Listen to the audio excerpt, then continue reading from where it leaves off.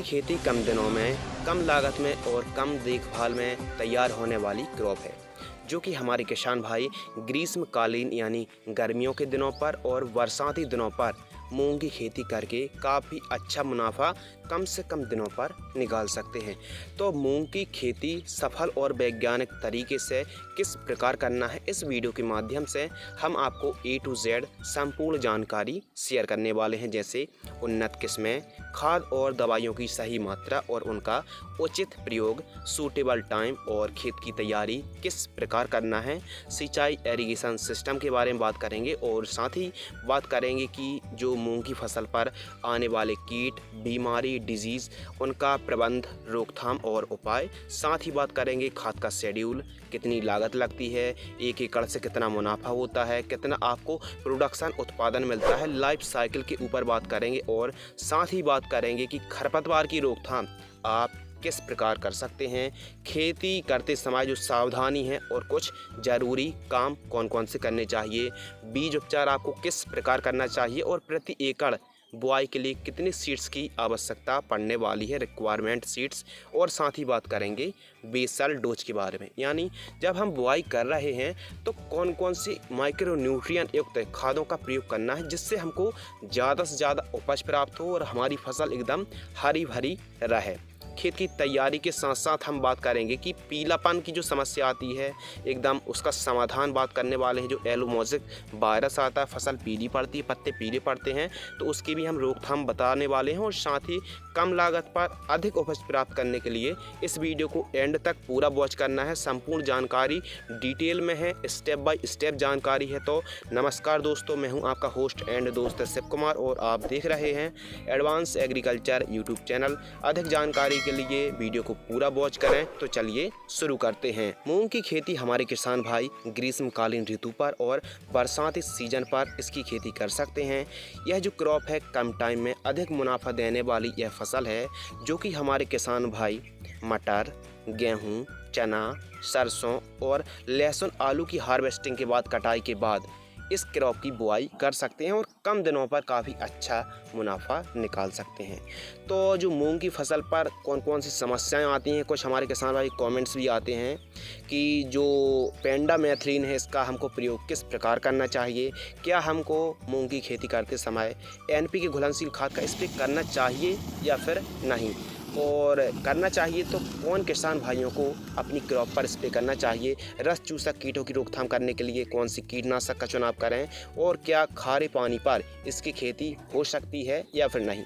कुछ ऐसे सवाल हैं जिनका आपको डीपली जानकारी मिलने वाली है, विस्तार से आपको हर एक वो छोटी छोटी जो समस्याएं हैं, छोटी छोटी बातें हैं, उन सभी का इस वीडियो के माध्यम से आपको फुल जानकारी, फुल समस्या का समाधान आपको मिलने वाला है। और इस वीडियो देखने के बाद आप बड़े ही आसान तरीके से, ना किसी से आपको पूछना है कि कौन सी खाद दवाइयों का प्रयोग करें, बिल्कुल सफलतापूर्वक आप मूंग की सफल खेती कर सकते हैं। तो चलिए हम अपनी इस वीडियो को स्टेप बाय स्टेप शुरू करते हैं। सर्वप्रथम बात करते हैं अनुकूल समय, जो सूटेबल टाइम है। वैसे तो फरवरी से लेकर 5-10 अप्रैल तक आप इसकी बुआई कर सकते हैं, लेकिन जो एक्यूरेट टाइमिंग है 15 मार्च से लेकर 5 अप्रैल तक का जो टाइमिंग है काफ़ी बढ़िया माना जाता है। इस बीच आप बुआई कर सकते हैं। अगले और नेक्स्ट महत्वपूर्ण टॉपिक के ऊपर बात करते हैं उन्नतशील किस्में। तो जो उन्नतशील किस्में हैं, नंबर 1 MH 421 मूंग की वैरायटी। इसका जो उत्पादन है 7 से 8 क्विंटल प्रति एकड़ की दर से होता है और इसकी जो लाइफ साइकिल है 65 से 68 दिन पर यह वैरायटी एकदम पककर तैयार हो जाती है। इसके अलावा नंबर 2 सम्राट, जो कि PDM 139 के नाम से भी जानी जाती है।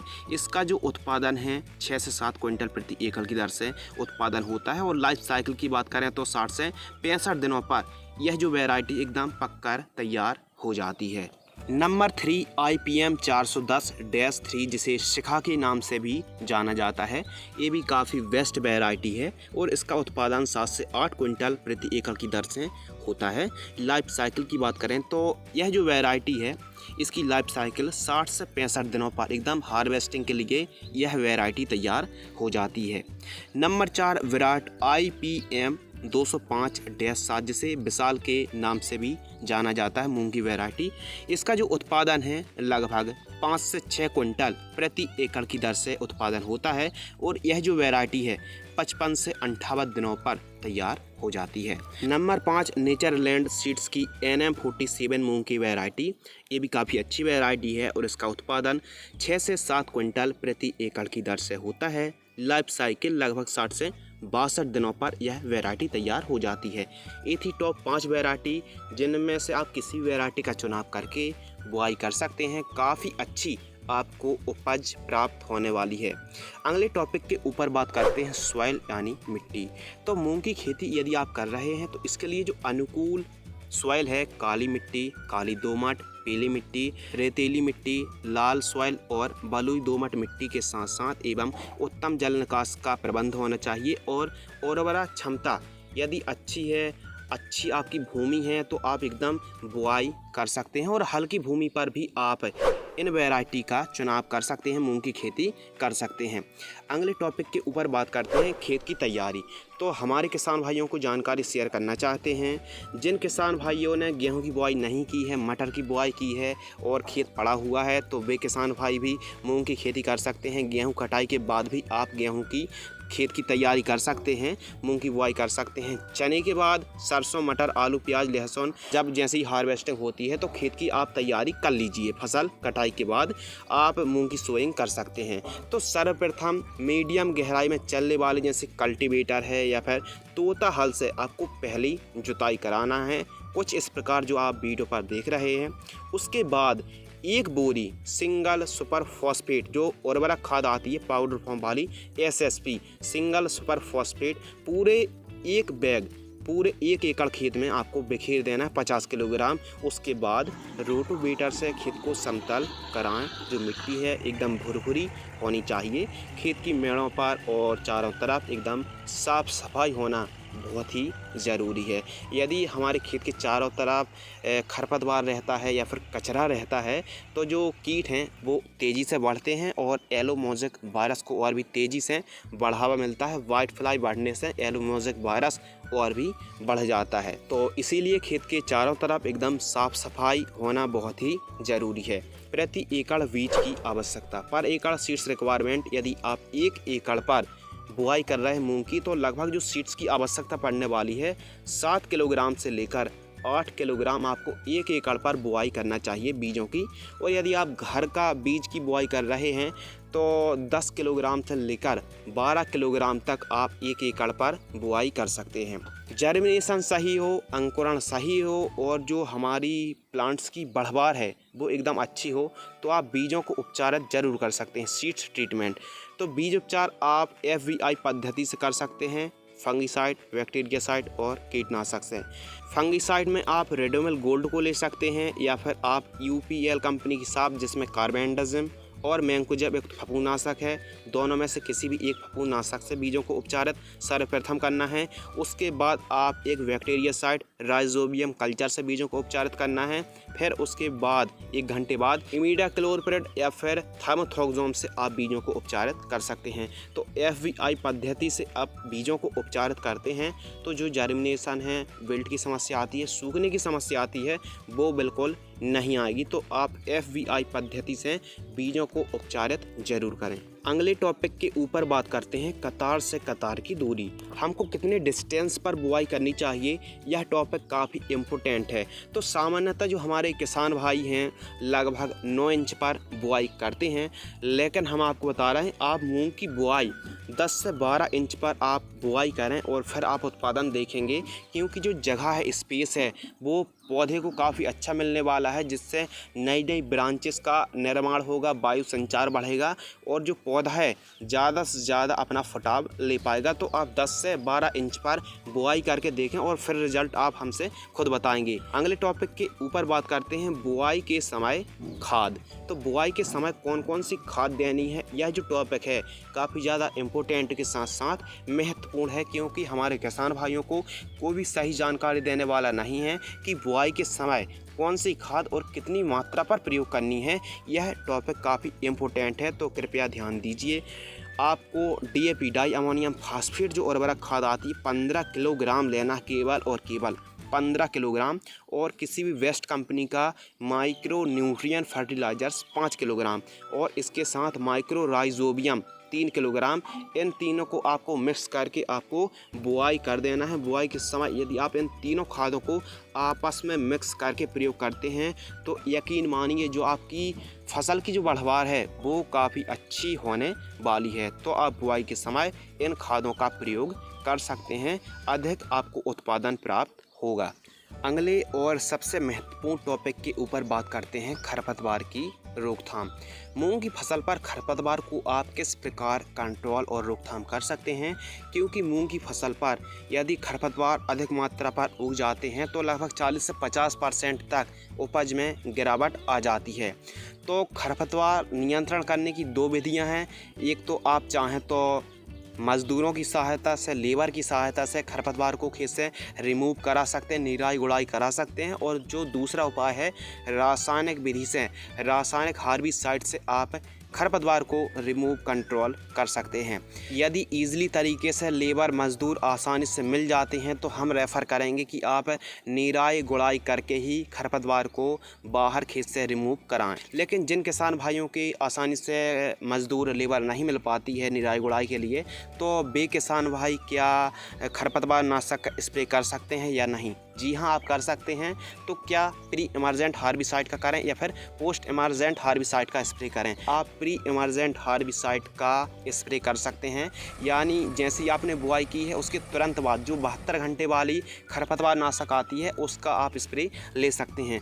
तो आपको प्री इमर्जेंट हार्बिसाइड का किस प्रकार स्प्रे लेना है, कौन सी सावधानी रखनी है, यह जो विषय है काफ़ी महत्वपूर्ण है। और सिंचाई के बाद हमको स्प्रे करना है या सिंचाई से पहले, बुआई के कितने घंटे बाद स्प्रे कर सकते हैं, कितने दिन बाद तक कर सकते हैं, तो इस टॉपिक को हम डीपली विस्तार से समझाने वाले हैं। यदि आपने इस वीडियो को अभी तक लाइक नहीं किया है, वीडियो यदि आपको पसंद आती, कुछ नॉलेजेबल लगता है तो वीडियो को आप ज़रूर लाइक करें। तो चलिए हम अपने टॉपिक के ऊपर बात करते हैं खरपतवार की रोकथाम। रासायनिक विधि से आप जी हाँ प्री इमर्जेंट हार्बिसाइड का स्प्रे कर सकते हैं।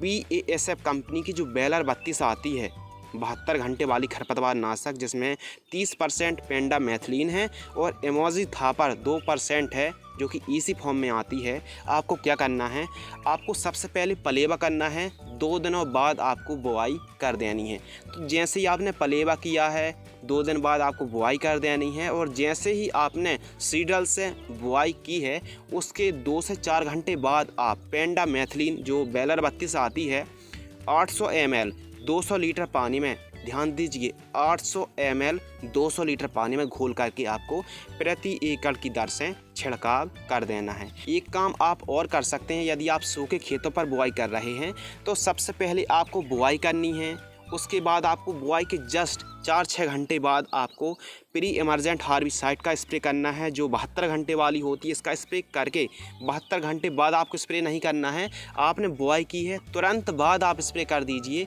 फिर उसके बाद आप 4 से 6 घंटे बाद सिंचाई कर दीजिए। जो खरपतवार हैं वो जर्मिनेट ही नहीं होंगे, अंकुरित ही नहीं होगा। जो एक लेयर बन जाती है मिट्टी की ऊपरी सतह पर, एक लेयर बन जाती है जिससे खरपतवार नहीं उगते हैं, हमारी फसल में कोई भी डैमेज नहीं होता है, जो अंकुरण में कोई भी दिक्कत नहीं आती है। आपको एक बात याद रखना है, आपको जैसे ही आपने बुआई की है तुरंत बाद आपको स्प्रे कर देना है। अगले विषय के ऊपर बात करते हैं सिंचाई यानी एरीगेशन सिस्टम। तो जो सिंचाई है मूंग की फसल पर, यह जो डिपेंड करती है कि आपकी मिट्टी हल्की है या फिर भारी है। यदि मिट्टी भारी है तो आपको 3 से 4 सिंचाई की आवश्यकता पड़ने वाली है, और यदि हल्की मिट्टी है तो आपको 5-6 सिंचाई की आवश्यकता पड़ेगी। तो ये समझ लीजिए कि भारी मिट्टी पर थोड़ा सा कम सिंचाई और हल्की मिट्टी पर थोड़ा सा ज़्यादा सिंचाई की आवश्यकता पड़ने वाली है। गर्मियों के दिनों पर पानी की अधिक ज़रूरत पड़ती है, तो 10-10 दिनों के अंतराल पर आप सिंचाई कर सकते हैं। कैसे करना है आइए समझते हैं। पहली सिंचाई, अगर आप पलेवा करके बुआई कर रहे हैं तो लीजिए आपने पहले पलेवा कर दिया, अंकुरण जर्मिनेशन अच्छा हो जाएगा, तो पहली सिंचाई वो हो गई। और यदि आपने सूखे खेतों पर बुआई की है तो बुआई के जस्ट बाद आपने जैसे पेंडामेथिलीन स्प्रे कर दिया, 3-4 घंटे बाद आप पहली सिंचाई कर सकते हैं। दूसरी सिंचाई 3 पत्ती की होने पर या फिर 10-12 दिन की जब फसल होती है तो जब तीसरी पत्ती आ जाए हमको सेकंड सिंचाई करनी चाहिए। तीसरी सिंचाई दूसरी सिंचाई से लगभग 10 से 12 दिनों के अंतराल पर, और इसी प्रकार चौथी सिंचाई 10-10 दिनों के अंतराल पर आपको सिंचाई करते रहना चाहिए।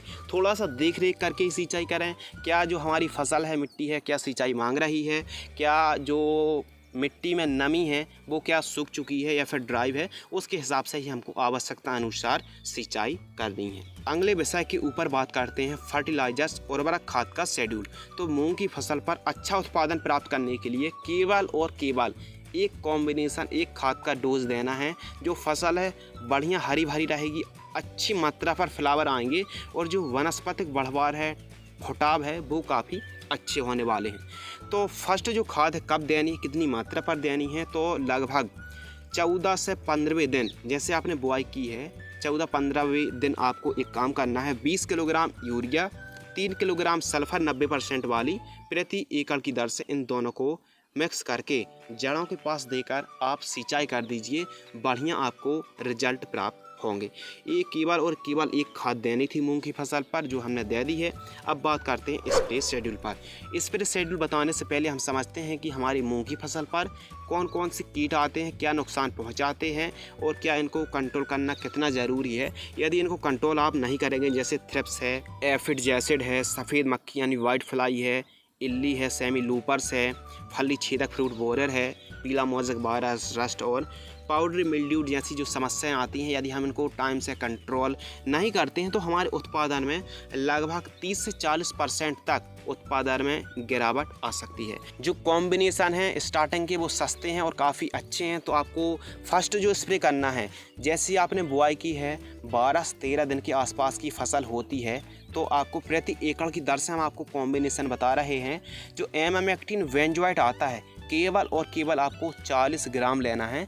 जैसे प्रोक्लेम आता है एमामेक्टिन बेंजोएट 5% SG 40 ग्राम लेना है, और इसके साथ साफ फंगीसाइड 200 ग्राम लेना है। इन दोनों को मिक्स करके प्रति एकड़ की दर से 200 लीटर पानी में 1 एकड़ पर आपको स्प्रे करना है।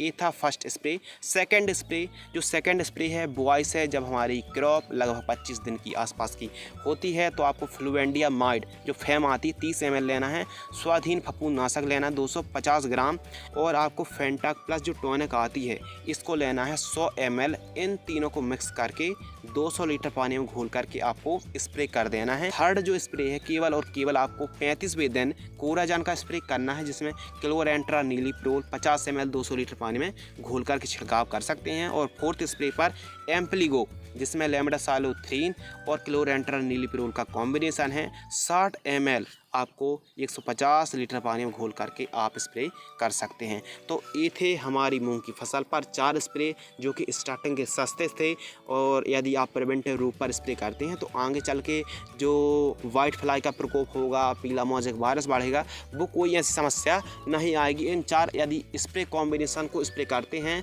तो आपको बढ़िया सा रिजल्ट प्राप्त होगा, क्योंकि जो आपकी मूंग की फसल है कीट मुक्त, फंगस मुक्त और डिजीज मुक्त जब तक नहीं होगी, अच्छा आपको उत्पादन नहीं मिल सकता है। यदि मूंग की फसल पर पीलापन की समस्या है, खेत तैयार ठीक तरीके से किया है, खेत तैयार करते समय गोबर की खाद का भी प्रयोग किया है, इसके अलावा प्रॉपर सिंचाई कर रहे हैं, खाद दवाइयों को भी दे रहे हैं, और यदि पीलापन की समस्या फिर भी बनी हुई है तो बे किसान भाई NPK घुलनशील खाद जो 19-19-19 आती है, इसका आप स्प्रे ले सकते हैं। इसके साथ आप माइक्रो न्यूट्रिएंट फर्टिलाइजर्स।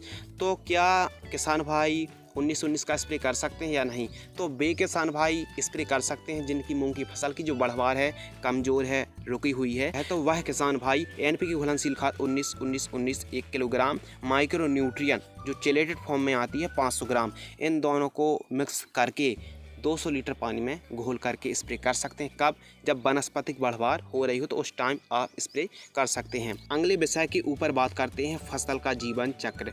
तो जो फसल का जीवन चक्र है यह वैरायटी पर भी डिपेंड करता है।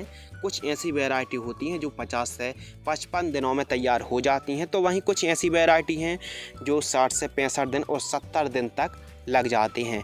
तो मान लीजिए इसकी जो लाइफ साइकिल है 55 दिनों से लेकर 70 दिनों की यह टोटल फसल है, जो कि कम समय में अच्छा मुनाफा देने वाली यह क्रॉप है, तो हमारे किसान भाई मूंग की खेती कर सकते हैं। अब बात करते हैं उत्पादन के बारे में।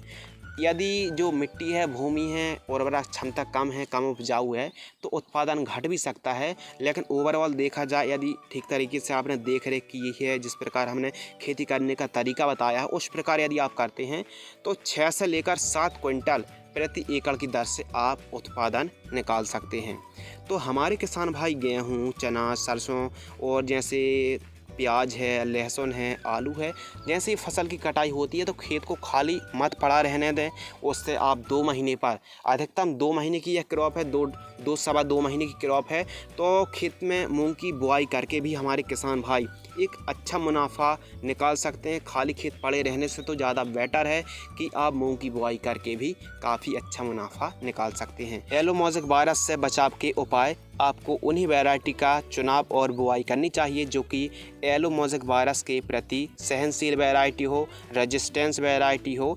और जो येलो मोज़ेक वायरस है, इसको सफ़ेद मक्खी तीव्र गति से हमारे खेत में फैलाने का काम करती है। तो प्रॉपर आपको वाइट फ्लाई, रस चूसक, थ्रिप्स के प्रॉपर आपको स्प्रे लेना है। हमने आपको जो स्प्रे बताए हैं उनको यदि आप स्प्रे टाइम पर करते हैं तो ना तो येलो मोज़ेक वायरस आएगा, ना कोई कीट आएंगे और ना कोई फंगस आएंगे। तो इस वीडियो के माध्यम से हमने आपको जो बताया था स्टार्टिंग पर कि हमारे किसान भाई क्या खारे पानी पर मूंग की खेती कर सकते हैं या फिर नहीं कर सकते हैं। तो आप खारे पानी पर मूंग की खेती नहीं कर सकते हैं। यदि पीलापन है, बढ़वार कमज़ोर है, तो आप पीलापन और बढ़वार ठीक तरीके से हो, उसके लिए घुलनशील खाद NPK का स्प्रे आप ले सकते हैं 19-19-19 का, और फ्लावरिंग फ्रूटिंग स्टेज पर 052-34 का स्प्रे आप ले सकते हैं। यदि आप मूंग की खेती इस प्रकार वैज्ञानिक तरीके से करते हैं तो आपको काफ़ी अच्छा मुनाफा मिलेगा। उम्मीद करते हैं इस वीडियो से आपको कुछ नया, नॉलेजेबल, इंटरेस्टिंग और ज्ञानवर्धक जानकारी सीखने के लिए मिली होगी। यदि आपको यह वीडियो पसंद आती है तो वीडियो को लाइक करें। तो फ्रेंड्स, मैं हूं आपका दोस्त शिव कुमार। आप website, Facebook, WhatsApp, Telegram, Instagram पर भी आप हमसे जुड़ सकते हैं। अधिक जानकारी के लिए लिंक डिस्क्रिप्शन में दी गई। तो मिलते हैं इसी प्रकार कृषि कार्य से जुड़ी नई, नॉलेजेबल, इंटरेस्टिंग, ज्ञानवर्धक जानकारी के साथ। तब तक के लिए धन्यवाद, नमस्कार, जय हिंद, वंदे मातरम, टेक केयर।